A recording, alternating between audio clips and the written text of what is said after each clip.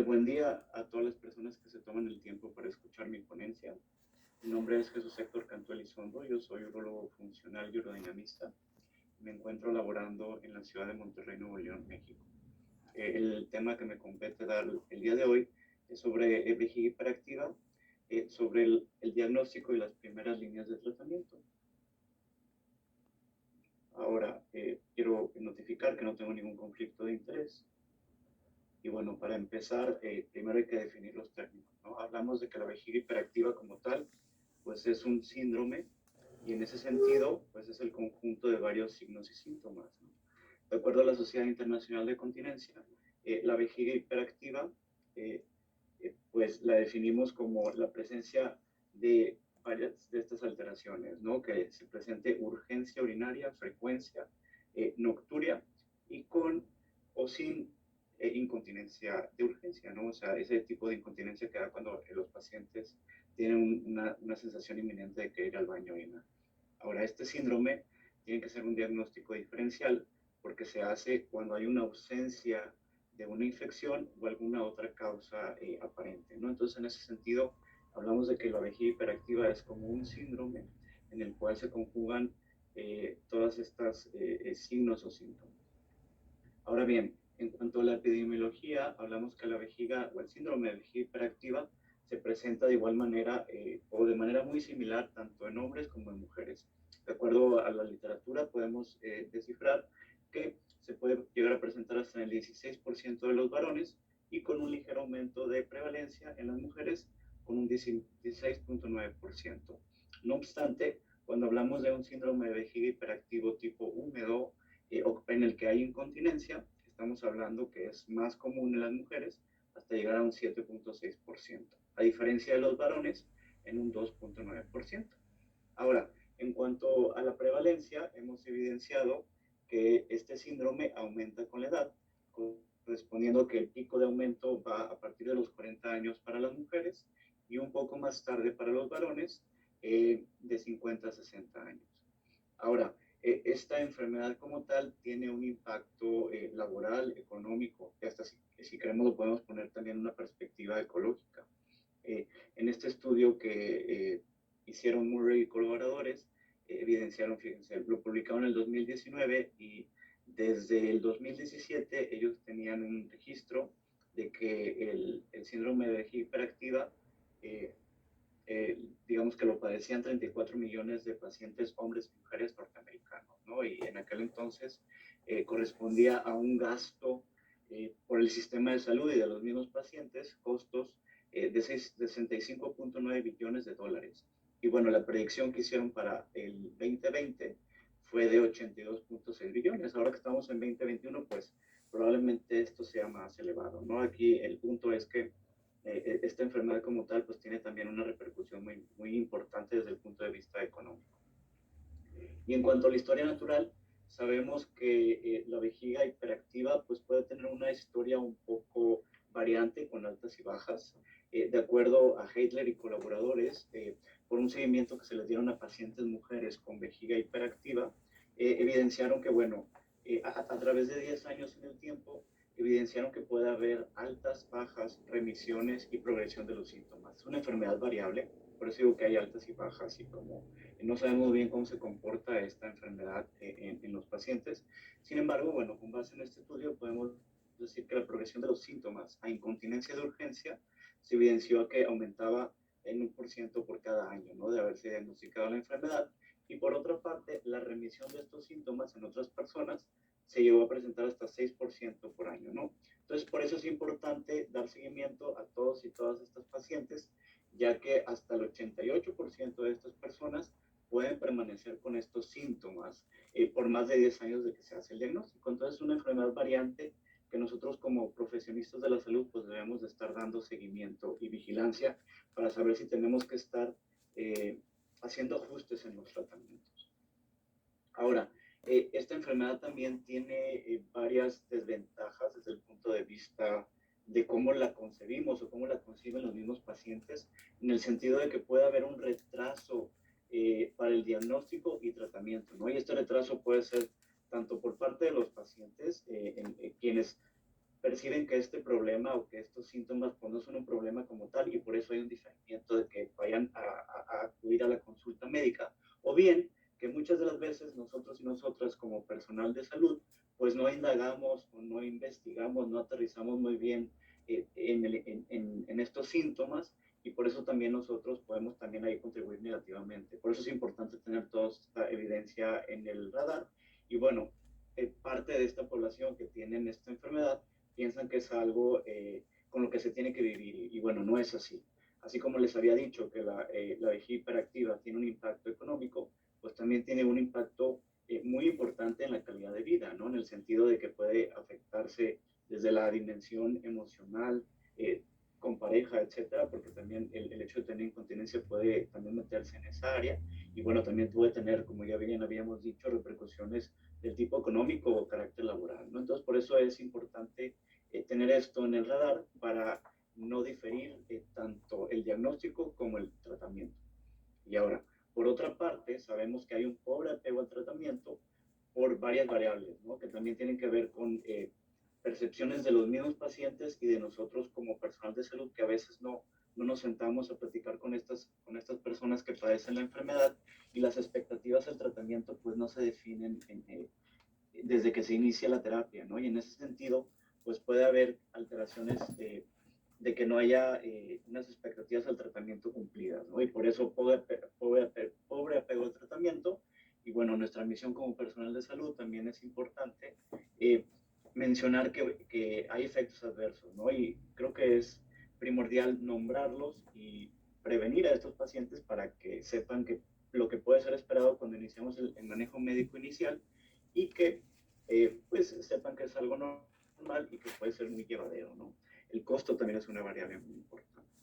Ahora, para poner todavía más grado de complejidad a esta enfermedad o a este síndrome, pues sabemos que la vejiga hiperactiva, como bien dijimos, ¿no? Que era frecuencia, urgencia, nocturia, incontinencia de urgencia, pues puede coexistir con algunas otras enfermedades o trastornos ginecológicos, urológicos e inclusive de colorecto, ¿no? Sabemos que la vejiga hiperactiva, como su componente de incontinencia de urgencia, se puede presentar con la incontinencia de esfuerzo, ¿no? O también puede ser concomitante con incontinencia fecal. Hay pacientes con vejiga hiperactiva que de manera conjunta pueden tener un síndrome de vejiga dolorosa o dolor pélvico. En el caso de los varones, muchos de los signos y síntomas de la hiperplasia prostática benigna, como tal los de almacenamiento, pues tienen que ver también con algunos síntomas de la vejiga hiperactiva. Entonces pueden coexistir con eso, ¿no? También una infección urinaria puede ahí mermar un poco el diagnóstico en ausencia o presencia de. Y bueno, como otra entidad clínica, la poliuria nocturna, que se caracteriza por producir un volumen urinario mayor durante la noche y que por consiguiente se levanten o se despierten muchas veces a orinar los pacientes en la noche, ¿no? Entonces hay que tener en el radar que este síndrome puede estar de manera conjunta con algunas otras alteraciones y pues nuestra misión será reparar todas estas y si se queda la urgencia, frecuencia, incontinencia de urgencia nocturia, pues está conscientes de que estos pacientes pueden caer en el síndrome de vejiga hiperactiva y ofrecerles el tratamiento oportuno. Ahora, antes se pensaba que la vejiga hiperactiva era igual a un diagnóstico urodinámico en el que se evidenciaba la hiperactividad del detrusor, es decir, una contracción anormal del detrusor durante la fase de almacenamiento, en donde podía haber incontinencia o no haber incontinencia. No obstante, sabemos que hoy por hoy que la vejiga hiperactiva pues no es lo mismo a una hiperactividad del detrusor. Recordemos, la vejiga hiperactiva es un síndrome, algo que obtenemos a través de la clínica y la hiperactividad del detrusor es un diagnóstico urodinámico, ¿no? En este sentido, pues no es necesario realizar una urodinamia para diagnosticar una vejiga hiperactiva. Nos puede ayudar como complemento diagnóstico en algunos casos especiales, sobre todo cuando vamos a cambiar algún tipo de tratamiento, cuando vamos a ir a un tratamiento más invasivo, pero el diagnóstico se hace en la consulta. Y tal es el grado que, bueno, la mitad de los pacientes que tienen hiperactividad del detrusor reportan urgencia urinaria y la otra mitad no, ¿verdad? La hiperactividad del detrusor no es igual a este síndrome y también sabemos que un poquito más de la mitad de los pacientes que reportan urgencia, pues sí tienen hiperactividad del detrusor, pero como quiera se queda ahí otro porcentaje considerable de pacientes en los cuales no encontramos hiperactividad como tal y bueno, esto no queda exento del diagnóstico clínico. Ahora, en cuanto a las teorías, ¿cuál es el origen de la vejiga hiperactiva? Podemos poner que hay varias teorías eh, o alteraciones que puede haber a diferentes niveles del tracto urinario o urológico. La primera es que hay una alteración de la actividad sensorial y podemos aterrizarlo específicamente en la vejiga, en donde el urotelio tiene un rol muy importante. Algo pasa en la señalización intracelular de este urotelio, en donde puede haber una percepción anormal de las señales aferentes y hacer que la vejiga sea consciente y en ese sentido detonar los síntomas de frecuencia, urgencia y demás. Ahora, hay otra teoría motora, ya particularmente en el músculo de la vejiga, que es el detrusor. Normalmente tenemos todos y todas micromotilidad del detrusor, pero cuando estas micromotilidades del detrusor empiezan a presentarse en diferentes focos de la vejiga, pues es cuando hay alteraciones a nivel clínico. Y por último, tenemos unos reflejos del tracto urinario inferior, en los cuales se integran diferentes señales aferentes en diferentes niveles del sistema nervioso central, y también es una de las teorías por las cuales se puede detonar una vejiga hiperactiva, particularmente las que son de carácter o de etiología neurogénica, ¿no? Ahora, particularmente, pues si indagamos un poquito, volvemos a nivel de urotelio, en donde hay una alteración en la cascada de señalización y puede haber una exacerbación de las vías aferentes, ¿no? También sabemos que hay unas fibras nerviosas que normalmente son silentes, pero cuando hay disrupciones o alteraciones, pues se pueden activar en vejiga hiperactiva y en ese sentido, pues responder de manera anormal a las sensaciones vesicales.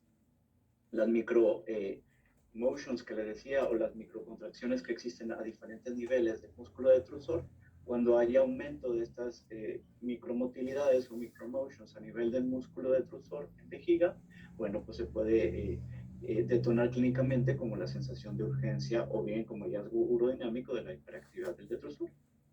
Los mismos mecanismos neurales que comparte la vejiga desde el punto de vista simpáticos y parasimpáticos son los mismos que se comparten con el intestino. Entonces, muchas veces cuando hay una vejiga enferma, hay un recto o un intestino enfermo y viceversa, ¿no? Ya que la distensión de la ámpula rectal o la misma inflamación puede resultar en cambios de las sensaciones vesicales y de la contracción, inclusive la misma hiperactividad del sensor, ¿no? Entonces, en este sentido, pacientes que tienen alteraciones para defecar pueden tener alteraciones para vaciar o almacenar la vejiga, ¿no? Entonces, por eso es importante tener en el radar que clínicamente hay que indagar, preguntar por alteraciones a nivel gastrointestinal, porque se pueden presentar de manera concomitante en vejiga hiperactiva. Y como algunas otras teorías, pues podemos hablar de que hay isquemia a nivel de la vejiga, o los mismos procesos de aterosclerosis podrían ahí tener un rol importante en la etiología de la vejiga hiperactiva, inflamación crónica o algo interesante de manera más reciente, pues ya es el tema de que puede tener un rol la microbiota o este urobioma que existe en la vejiga y que hay alguna alteración de microorganismos que normalmente están en la vejiga y que esta alteración de microorganismos en donde crezcan unos y otros no y demás, puede participar y tener un rol muy importante en la etiología y probablemente en el futuro a lo mejor encontraremos un poco más de evidencia que también tendrá que ver para el tratamiento. Ahora, en cuanto a la evaluación clínica, pues tenemos que tener en cuenta la historia de los pacientes para poder detonar estos signos y síntomas, un examen general de orina para descartar alteraciones de tipo infección o alguna otra manifestación urológica, por ejemplo, la presencia de hematuria, que nos pudiera indagar a cuestionar algún cáncer que estuviera cerca del trígono y que nos pudiera estar dando estos síntomas, y también nos pudiéramos apoyar con diversos instrumentos como cuestionarios y un diario miccional para hacer de una manera más objetiva lo que subjetivamente reportan nuestros y nuestras pacientes. Otros aspectos a considerar, bueno, tenemos que descartar alteraciones neurológicas como tal, ya que puede haber un componente neurogénico para estas afectaciones, antecedentes químico-obstétricos, historia de radioterapia, que los pacientes tengan un control glicémico adecuado, ya que si hay un desbalance en la glicemia, estos pacientes pueden tener poliuria y la poliuria se puede manifestar por tener frecuencia, inclusive nocturia, ¿no? Cómo está la función renal es importante para poder ofrecer la mejor línea de tratamiento, ya que hay algunos de los fármacos iniciales para vejiga hiperactiva que se tienen que ajustar a dosis renal. Como ya bien dije, la ruta neurológica que comparte el recto con la vejiga pues es la misma, entonces indagar sobre el tipo de las evacuaciones también es muy importante, y como complemento también diagnóstico, ver cómo están orinando nuestros y nuestras pacientes en relación a la orina residual, ¿no? Ahora, estos son algunos ejemplos de cuestionarios estandarizados también por la Sociedad Internacional de Continencia, que se pueden solicitar de manera en línea en formato español o castellano, y particularmente hay cuestionarios para varones, para mujeres, y se puede complementar con un cuestionario que también nos hace correlacionar la severidad y frecuencia de los síntomas urinarios con la calidad de vida.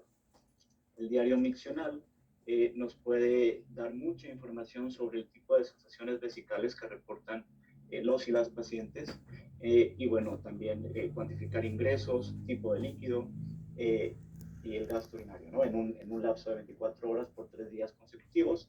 Y por último también saber si estos pacientes reportan algún tipo o un grado de incontinencia que objetivamente nos esté orillando a decir qué tipo de productos de incontinencia utilizan, cuántos, si son pads, si son pañales, si son protectores de cama, etcétera, y nos puede dar un panorama para poder evaluar la efectividad o pobre respuesta a los tratamientos, ¿no? Entonces estos parámetros pues nos ayudan a diagnosticar, y a nosotros como personal de salud también a la vez a evaluar nuestro tratamiento. Esta escala de Bristol que les pongo aquí para las evacuaciones es muy importante. Pacientes que caen en evacuaciones tipo 1 y tipo 2, que son compatibles con estreñimiento, hay una distensión de la ámpula rectal y por eso también se puede irritar la vejiga y que los pacientes debuten con estos síntomas. Por eso es importante también, si nuestros pacientes tienen evacuaciones tipo 1, tipo 2, pues ofrecer una terapia oportuna, ya que de nada va a servir si estamos dando tratamiento para vejiga hiperactiva y no prestamos atención a los síntomas gastrointestinales. De igual modo, los pacientes que tienen síndrome de vejiga hiperactiva, como tienen frecuencia nocturia y urgencia urinaria, aprenden a restringir la ingesta de líquidos a tal manera que también les afecta el estreñimiento. O sea, empiezan con evacuaciones Bristol tipo 1 y en ese sentido, pues es un ciclo vicioso, ¿no? En donde ellos toman poca agua para no ir tan seguido al baño, afectan su patrón de evacuaciones, afectan el ámpula rectal, se irrita la vejiga y se permanecen los síntomas. Ahora, los estudios avanzados, como ya bien dije, los podemos apoyar de la urodinamia o de una cistoscopía, y estos, bueno, solamente se deben de ofrecer cuando haya una respuesta urodinámica que influyan en la toma de decisiones clínicas. ¿Qué podemos encontrar en la urodinamia? Pues bueno, como ya bien dije, en algunas personas que padecen este síndrome podemos encontrar hiperactividad del detrusor o bien sensaciones vesicales aumentadas. Es muy importante tener esta pregunta urodinámica a la hora de hacer la prueba, ya que, bueno, tenemos que saber qué buscar, ¿no? Y si no encontramos la hiperactividad del detrusor, podemos realizar maniobras de provocación en caso necesario, podemos hacer una distinción entre una elevación anormal del músculo detrusor por hiperactividad o bien por una alteración en el compliance o el acomodamiento vesical, y hay que cambiar de posición a los pacientes en caso necesario. Y bueno, se recomienda interrumpir los medicamentos que estén tomando de carácter urológico para vejiga hiperactiva, ya sean anticolinérgicos, antimuscarínicos, beta-3 agonistas, para que podamos obtener las respuestas ideales, ¿no? Y saber si tenemos que escalar a los pacientes a otra línea de tratamiento. Ahora, hay algunas otras herramientas como la urodinamia ambulatoria para cuando con una urodinamia estándar o convencional no encontramos las respuestas. Bueno, pues podemos recurrir también a este tipo de pruebas diagnósticas. Ahora, ya aterrizando particularmente al tratamiento, pues es muy importante tener en cuenta que tenemos pasos y nos podemos ir en escalones, ¿no? Desde primera, segunda, tercera hasta cuarta línea de tratamiento. Siempre comenzar por el inicio, lo más básico, lo menos invasivo para el paciente, e ir escalando en caso necesario. Y pues lo más básico es cambiar el estilo de vida, ¿no? Tenemos 4 pilares fundamentales para la primera línea de tratamiento. Como primer pilar, pues podemos ofrecer un entrenamiento vesical, en el sentido de que cuando estos pacientes con síndrome de vejiga hiperactiva presenten frecuencia o urgencia urinaria, pues enseñar a controlar esa vejiga, entrenarla de cierta manera para que puedan prolongar el deseo de micción por lo menos 15 minutos. y luego ir avanzando otros 15 minutos y así subsecuentemente, ¿no? Recordemos que estos pacientes con base en el diario miccional, pues son pacientes que van a orinar a veces 2 veces o más por hora, ¿no? Entonces, en ese sentido, hacer estas intervenciones, entrenar por tiempo nos puede ayudar. Y bueno, para esto pueden recurrir al segundo pilar de tratamiento de la primera línea, que es terapia de piso pélvico, en donde estos investigadores en Egipto han evidenciado que hay un reflejo inhibitorio para la hiperactividad del detrusor o alteraciones a nivel del detrusor. Es decir, al contraer el músculo elevador del ano, o sea, hacer un ejercicio de suelo pélvico, hay un reflejo inhibitorio específicamente en la vejiga, en donde se puede controlar esta hiperactividad y así controlar los síntomas, o más bien la frecuencia, la urgencia e inclusive la incontinencia de urgencia, ¿no? En este sentido, bueno, pues nos podemos apoyar con otros profesionales de la salud, fisioterapeutas, particularmente el suelo pélvico, para que estén entrenando a nuestros pacientes con terapia de piso pélvico dirigida y así puedan controlar mejor sus síntomas, ¿no? También hay evidencia como tercer línea de tratamiento, pilar de tratamiento, más bien para la primera línea, el control de líquidos, ¿no? Restringir la ingesta de líquidos hasta 25% del total se ha evidenciado que pudiera llegar a beneficiar sin repercutir negativamente en la hidratación o en lo que les comentaba de la evacuación, ¿no? Y por otra parte, pues también indagar qué tipo de líquidos están tomando los y las pacientes, pues porque hay irritantes vesicales que podrían detonar los síntomas, ¿no? En breve hablaremos de esto. Y bueno, también hemos evidenciado que la pérdida de peso en promedio de 7.8 kilogramos podría beneficiar sustancialmente a controlar los signos, perdón, el síndrome de vejiga hiperactiva. También nos ayuda a bajar de peso, les ayuda, sobre todo a las pacientes mujeres, a reparar la incontinencia, ¿no? Ya sea de urgencia para vejiga hiperactiva y por otra parte, en otra entidad clínica, también la misma incontinencia de esfuerzo, ¿no? Entonces, controlar el peso también puede ser muy importante y nuevamente nos podemos apoyar con algunas otras especialidades en la rama de salud, nutrición, cirugía bariátrica, etcétera.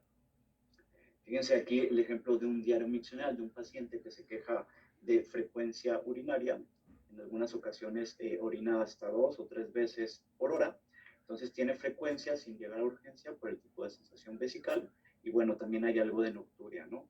Pero fíjense cómo la ingesta de líquidos primordialmente es de coca, café, inclusive también por ahí hay algo de ingesta de alcohol, cerveza, jugos, etcétera, ¿no? En realidad la ingesta de agua es poca. Los líquidos que prevalecen son irritantes vesicales y como primera línea de tratamiento, pues podríamos hacer alteraciones en el estilo de vida para reparar esto, ¿no? Y es por eso que ya tenemos bien documentado cuáles son los tipos de alimentos o comidas, y bebidas que irritan la vejiga, ¿no? Entonces, en este sentido, todo lo que tiene cafeína, eh, los cítricos, paradójicamente, sabemos que tienen muchas propiedades, vitaminas y demás, pero afectan porque irritan la vejiga, ¿no? Los refrescos carbonatados, Coca-Cola, etcétera, y bueno, el alcohol, ¿no? Entonces, siempre les digo a los pacientes todo lo divertido, ¿no? Y a veces es difícil quitar esto porque pues es algo que ya está muy arraigado a su estilo de vida y a su dieta, ¿no? Pero la idea es hacer un pacto de cuidado con estos pacientes para que sepan por lo menos que un día en el cual están experimentando síntomas severos, pues omitan tomar cítricos, tomates, o que cambien a café por tipo descafeinado, que migren de refrescos a otro tipo de bebidas más amigables, ¿no? Como el agua. Pueden utilizar algún tipo de jugos de fruta, pero la recomendación es que sean diluidos, ¿no? Entonces, la idea es sentarnos como personal de salud a platicar con estos pacientes y empezar a indagar qué es lo que están consumiendo, cuál es su ingesta para poder hacer las modificaciones pertinentes.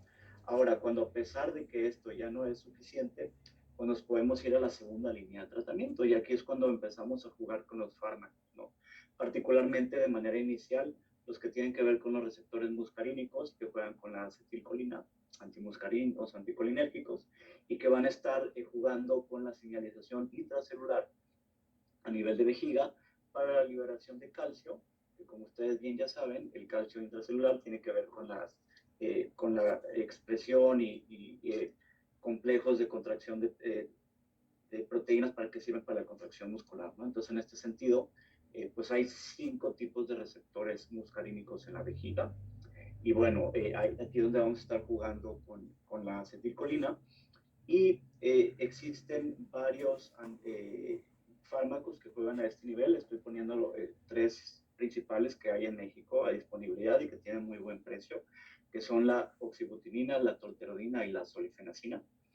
Particularmente hablamos que hay una selectividad para los receptores muscarínicos tipo M3, a diferencia de M2. No obstante, hemos visto que en pacientes neurológicos puede haber un cambio y por eso es que también vemos que hay muy buena tolerancia para vejigas hiperactivas de origen neurológico, ¿no? Hay una selectividad por vejiga, a diferencia de glándulas salivales, que en sitios donde también se encuentran estos receptores. Y bueno, por eso es que también sabemos que hay efectos adversos, ¿no?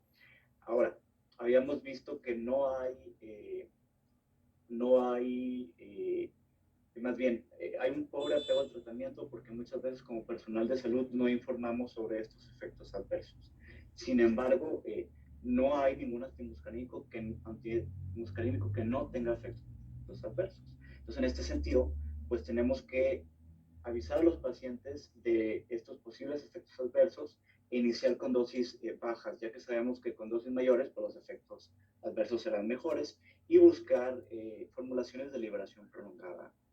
En ese sentido, pues podríamos ayudar un poco a nuestros pacientes.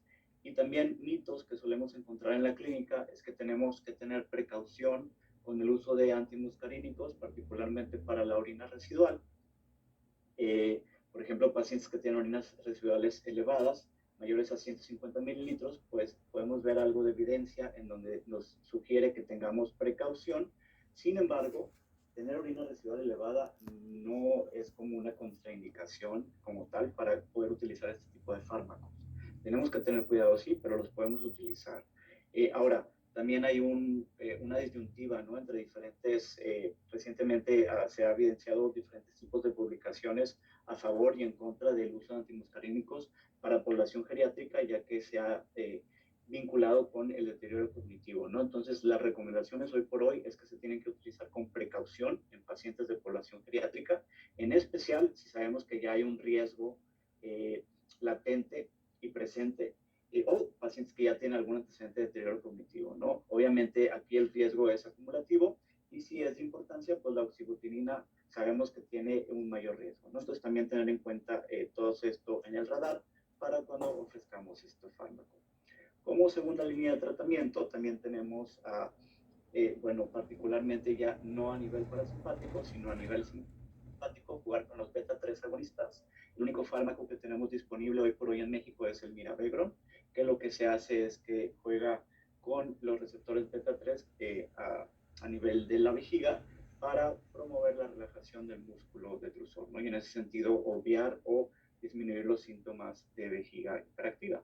Este fármaco se tiene que ajustar a dosis renal y tenemos que tener en cuenta en pacientes hipertensos que no se pueden controlar, ya que, bueno, es una contraindicación para esto, ¿no? Y podemos ofrecer terapia combinada, es decir, podemos ofrecer, ir escalando esta segunda línea de tratamiento en el sentido de que podemos iniciar con algo muy suave, accesible y económico para nuestros pacientes, como la tolterodina, y luego ir avanzando con solifenacina, por ejemplo, si vemos que no hay respuesta, ahora sí cambiar de antimuscarínico a un beta-3, y en una instancia más avanzada, pues podemos inclusive combinar la solifenacina o más bien un antimuscarínico con un beta-3 agonista, ¿no? Y dar oportunidad por lo menos 4 semanas para ver si las pacientes tienen respuesta a los síntomas. Si fallamos al tratamiento médico, que es nuestra segunda línea, pues podemos ir a la tercera línea. En esta tercera línea, pues ya estamos hablando de algo más invasivo. Por un lado tenemos la toxina botulínica, que como ustedes bien ya deben de saber, pues lo que hacemos es inhibir las contracciones anormales del músculo, ¿no? Tenemos 2 dosis, una de 100 unidades internacionales para pacientes no neurológicos y de 200 unidades internacionales para pacientes neurológicos. Y bueno, la dosis respuesta, más bien el tiempo de respuesta cambia particularmente para cada paciente. Podemos hablar que hay de 4 a 6 meses, inclusive hemos visto que hay pacientes que tienen respuesta hasta 8 meses después de las inyecciones. Son inyecciones que se ponen en la vejiga de manera homogénea, distribuidas en algunas recomendaciones se nos pide que omitamos cerca del trígono, y bueno, sabemos que como efecto adverso puede haber retención urinaria. Por otra parte, sabemos también que la neuromodulación puede ayudarnos a inhibir esta respuesta somática aferente y curar la vejiga hiperactiva. Tenemos neuromodulación sacra y tibial posterior. Hay dos modalidades de tratamiento. Obviamente, la evidencia que tenemos con el seguimiento más, digamos que más permanente, pues es el dispositivo que se inserta específicamente a través del foramen oval S3 o S4 para curar o modular la alteración a nivel de las manifestaciones aferentes en vejiga hiperactiva y que se pueda reparar clínicamente, ¿no? Y si esto no funciona, y donde no queremos llegar es, bueno, a la cuarta línea de tratamiento, ¿no? Que hablamos de que podemos hacer una derivación urinaria o una cistoplastia de aumento, ¿no? Que aquí es donde no queremos llegar, y es por eso que tenemos literatura diversa en donde hemos contrastado, pues, que si hacer una distinción entre, bueno, el Botox contra la neuromodulación o diferentes anticolinérgicos versus placebo o la terapia dual, etcétera, ¿no? En realidad hay mucha literatura de la que podemos estar revisando para las diferentes opciones de fármacos, terapia invasiva y demás. Y por eso creo que es importante que debemos de platicar y hacer un consenso, un pacto de cuidado con nuestros pacientes, ya que estar indagando sobre la respuesta al tratamiento y nosotros ir moviéndonos a personalizar el tratamiento nos puede ayudar a mejorar esta afectación urológica. Por mi parte sería todo, muchas gracias. Les dejo mi correo en dado caso que haya alguna duda o comentario y quedo pendiente a la sección de preguntas y respuestas para con gusto contestar.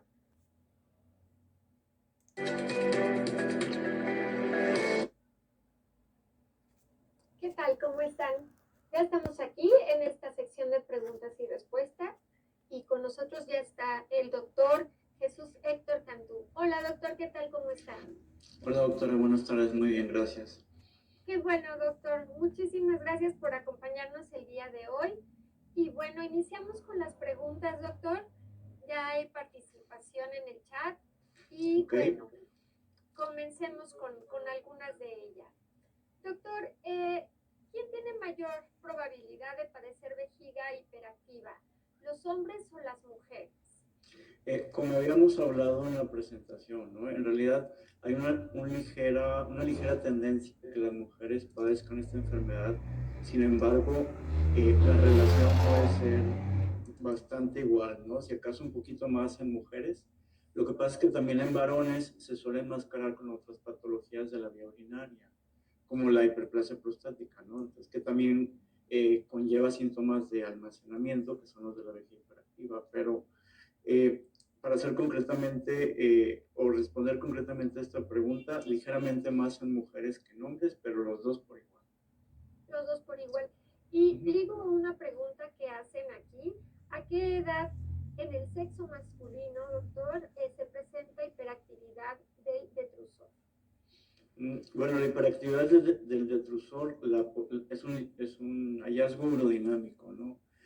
Se puede encontrar desde cualquier edad si hay una patología neurológica de base, por ejemplo, una vejiga hiperactiva de tipo neurogénica. Se han hecho estudios en población pediátrica de urodinamia, en donde se hace la evidencia de hiperactividad del detrusor, ¿no? Pacientes neurológicos que debutan desde la adultez temprana, como esclerosis múltiple, por ejemplo, pueden presentar hiperactividad del detrusor. Vejiga hiperactiva como tal se manifiesta más después de la década de los 40, 50. Eso es. Ahora que menciona estos hallazgos por urodinamia, también hay una pregunta de cuándo recomienda realizar un estudio de urodinamia. El estudio de urodinamia no es la primera abordaje diagnóstico para la vejiga hiperactiva. Eso nos queda muy claro con base en la evidencia científica. Todavía no tenemos una evidencia científica concreta para decir cuándo sí, cuándo no. Hay estudios prospectivos que están corriendo actualmente en centros europeos multicéntricos, en donde se ha dividido a la población en dos brazos, en donde a unos se les hace urodinamia de manera inicial y a otros se les ofrece para antes de realizar un tratamiento y al otro ofrecer tratamiento sin urodinamia, ¿no? Esperemos a ver qué salen esos estudios. No obstante, hoy por hoy podemos decir que la urodinamia se ofrece siempre que vaya a haber un cambio en la conducta de manejo, o cuando el tratamiento no está respondiendo y queremos hacer algo diferente o avanzar a los pacientes en términos de tratamiento, ¿no? Desde las primeras líneas a líneas más avanzadas. Ok, así es, doctor. Doctor, y bueno, nos preguntan un poco acerca de diferentes posibilidades de las causas de la vejiga hiperactiva. Por ejemplo, nos dicen si el presentar infecciones de vías urinarias frecuentes puede ser un indicio, un inicio de esta patología. Sí, lo podríamos catalogar como factores de riesgo, ¿no? Porque como tal, pues estamos hablando de un síndrome y las causas pueden ser muchas, ¿no? Habíamos hablado de alteraciones propias en la vejiga, alteraciones en los órganos circunvecinos, alteraciones en el sistema neurológico, etcétera. Pero sí podemos encontrar factores de riesgo, por ejemplo, con las infecciones de vía urinaria, en donde puede haber una disrupción o alteración del urotelio y que eso detone una alteración aferente, por ejemplo, y que pueda ser el detonante digamos que una de las posibles causas de la vejiga hiperactiva. Definitivamente sí se puede considerar un factor de riesgo. Doctor, y en la misma línea nos preguntan, habla usted de la obesidad, que sí es un factor, pero nos preguntan también acerca de la multiparidad en las mujeres. Sí, definitivamente. La obesidad causa alteraciones a nivel del suelo pélvico, ¿no? Y la multiparidad también en ese sentido. Entonces, sí se puede considerar también como un factor de riesgo para que haya una evolución a vejiga hiperactiva.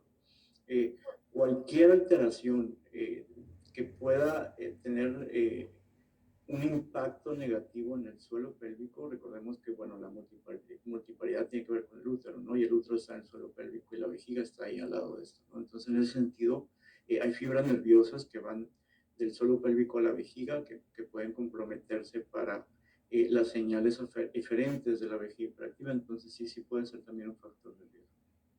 Doctor, y de igual forma, también nos preguntan si tiene que ver cuando hay alteraciones, por ejemplo, en la posición de la columna vertebral, supongo que en la parte baja, si estas alteraciones o estas modificaciones en la columna vertebral también pueden de alguna manera contribuir en que se presente esta patología de vejiga hiperactiva.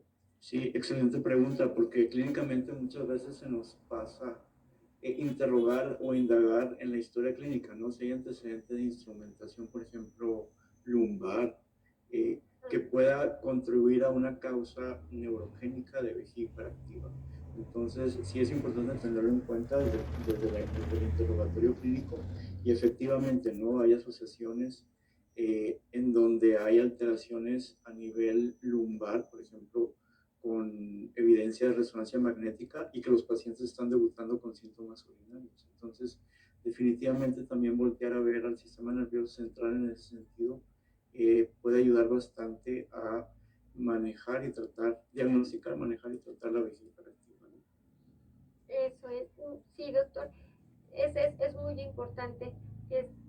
Y también, doctor, nos preguntan un poco acerca de los ejercicios de Kegel y estos otros tipos de ejercicios, qué tan convenientes son y qué tanto ayudan a la paciente y si pueden servir, por ejemplo, como un diagnóstico. Bien, sí, como que normalmente tenemos vinculados a esos ejercicios con incontinencia urinaria de esfuerzo. Sin embargo, como ya hablamos en la ponencia, bueno, hay una vía nerviosa del suelo pélvico a la vejiga en donde al hacer una contracción del suelo pélvico podemos inhibir una contracción anormal de la vejiga, ¿no? Por ejemplo, la hiperactividad del detrusor que tiene que ver con vejiga hiperactiva. Entonces, ejercitar el suelo pélvico definitivamente es una abordaje de tratamiento para la vejiga hiperactiva. De hecho, es de las primeras líneas de tratamiento, ¿no? Recurrir al suelo pélvico para controlar esa vejiga. Ahí lo ponía en la ponencia como entrenar a la vejiga o el famoso bladder training, ¿no? En inglés. En ese sentido, entrenar a la vejiga para esperar la próxima micción, empezar con 15 minutos y luego irlo postergando subsecuentemente, podemos recurrir al suelo pélvico para poder, a través de esta vía nerviosa, tratar la vejiga hiperactiva, ¿no? Y por otra parte, como diagnóstico, por ejemplo, en urodinamia, podemos ver que cuando hay una hiperactividad del detrusor, podemos solicitar a los pacientes que hagan una contracción del suelo pélvico y ahí mismo ver cómo se inhibe la hiperactividad del detrusor, ¿no? Entonces, en ese sentido, la misma urodinamia, además de ser diagnóstico, pues puede funcionarnos como una especie de biofeedback o de tratamiento, ¿no? Para que los pacientes hagan consciente que al ejercitar el suelo pélvico se puede inhibir esta hiperactividad o esta contracción anormal de la vejiga. Eso es. Doctor, nos preguntan también, ¿cuánto tiempo recomienda esperar para evaluar los resultados o la efectividad de los tratamientos o de estos fármacos que utilizamos para este síndrome de vejiga hiperactiva? Específicamente para los fármacos, bueno, podemos ver que hay efectividad desde los primeros días, ¿no? Pero con base en estudios científicos sabemos que hay que dar oportunidad a que se construya el efecto, en especial con los beta-3 agonistas. Ese efecto se va construyendo conforme van pasando las semanas y las recomendaciones son que sea por lo menos unos 2 o 3 meses. Para línea farmacológica, ¿no? Oral. Para Botox, por ejemplo, bueno, hay que esperar por lo menos unas 2 semanas después de las inyecciones del Botox para empezar a ver el efecto del Botox, ¿no? Porque el efecto del Botox no se ve de inmediato. Y para la neuromodulación sacra, que es la intervención quirúrgica para la vejiga hiperactiva, bueno, hacemos una fase de prueba y una fase definitiva. La fase de prueba, nuevamente, vemos efectividad desde el primer día o la primera noche desde que se instala ahí el dispositivo, pero estandarizado como tal, podemos extender la fase de prueba hasta 2 semanas, ¿no? Entonces, para fármacos nos vamos a meses y para Botox y neuromodulación nos vamos a semanas. Perfecto. Y ahora que menciona, doctor, lo del Botox y la neuromodulación, también hay una pregunta que nos dicen en qué momento podemos ofrecer estos tratamientos. Habitualmente, pues, como líneas de tratamiento siempre vamos de menos a más, ¿no? De lo menos invasivo a lo más invasivo. Para poder poner el Botox en la vejiga, pues hay que hacer una cistoscopía, ¿no? Y ya es algo invasivo.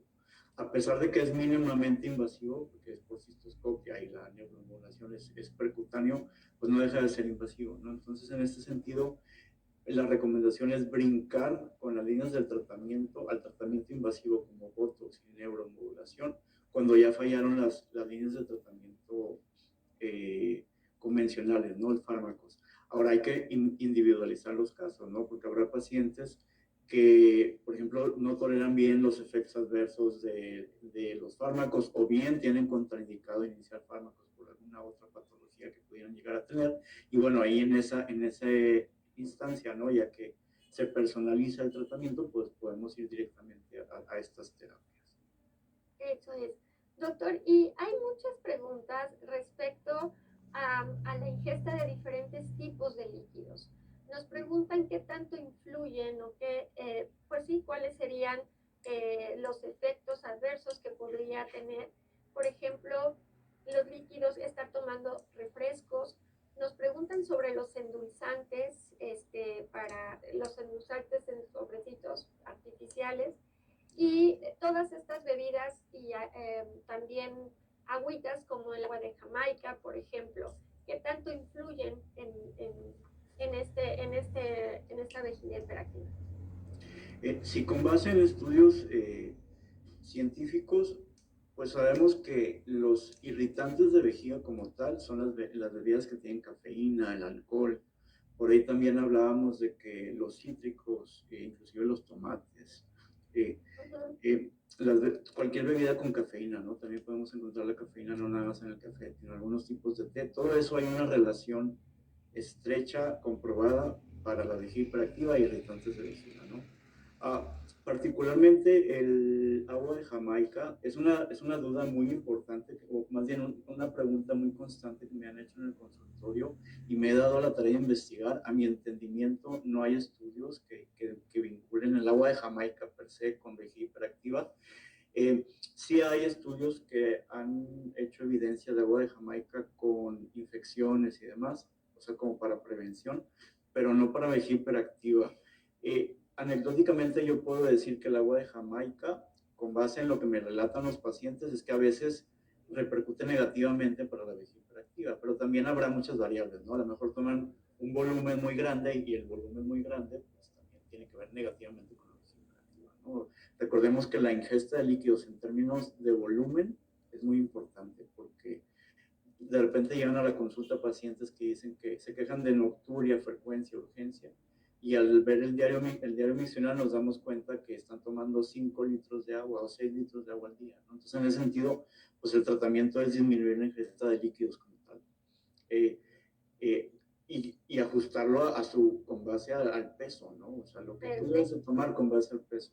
Y lo de los endulzantes, tampoco a mi entendimiento hay un vínculo causal con vejiga hiperactiva, pero estará interesante saber en el futuro, ya que sí hemos evidenciado que los endulzantes y demás repercuten negativamente en la microbiota. Y como dije, la investigación va para allá de que también haya una relación entre el tipo de microbiota o el urobioma con vejiga hiperactiva, ¿no? Entonces está interesante por ahí ver eso. Perfectísimo, doctor.